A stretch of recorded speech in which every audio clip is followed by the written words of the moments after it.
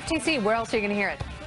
Is Dobbs playing any San Diego punk rock? I don't think so. I would celebrate it. Little Olive Lawn bumping into his show.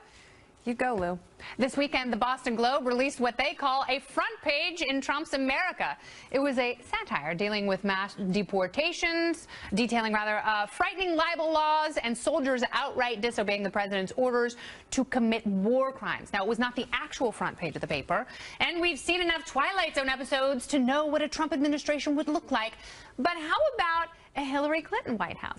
Why don't we ask the party panel and see if we can drum up some ideas? They are back. It's Katherine Timpf, Pete Hegseth, and Sabrina Schaefer. So, Kat, I will start with you. If the Boston Globe were truly going to be fair and balanced, and they exaggerated what a Trump presidency might look like, what would a Hillary presidency look like on their phony baloney editorial? Just her being like, I don't know.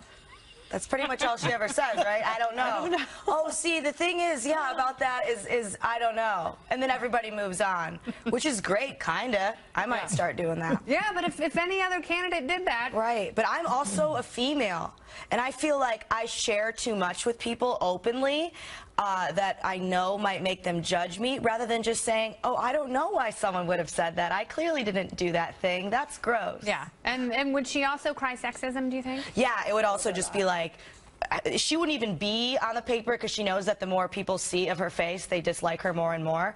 I think that's universal. Yeah. Well, no, it's just true. Oh, boy. And so, you know, it would be like of the people who have criticized her and how they're sexist. So it would be more like taking other people down, because less Hillary is when you like Hillary more. That's true. I mean, she was most popular when she went away from Foggy Bottom, and people were like, who? Oh, she's great. Okay, so let's talk about this a little bit, because I know people were outraged, like, oh, they're just being mean to Donald Trump because he's a conservative. And I look at that and I was like, no, they probably don't sell any newspapers, and they're trying to be kind of funny and salacious, like putting the Tsarnaev brother on the cover of Rolling Stone, or telling Ted Cruz, like the Daily News did, to take the FU train.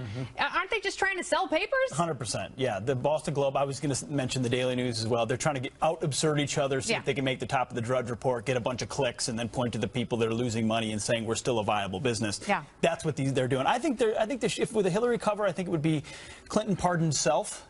Bill Clinton internship program off to a rocky start. Don't you think that Donald secretly loved it? Yeah, I think so. Of course, more attention the better for him. This is and it gives him something to rail against. Absolutely. But I mean, I think like we were saying, people are so tired of this election already. If we can't poke some fun at what's to come, I mean, how are we going to make it through to November? Yeah. But I'll tell you one thing. If Hillary Clinton is the winner, God help us all, but it will be the least fashionable White House that we have seen in many years. I think it'll be like the Friar, you know. I think that she should wear tuxedos to state dinners, and I think Bill Clinton should wear evening gowns.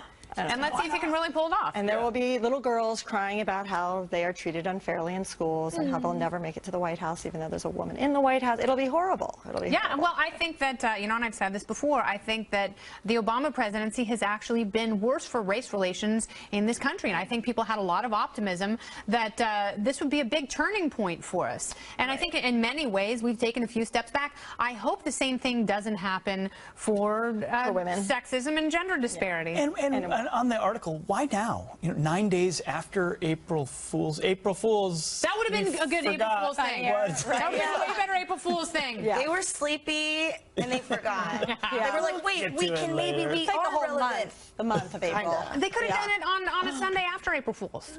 Sure. What am I? They messed up. Yeah, they totally messed up the Boston Globe.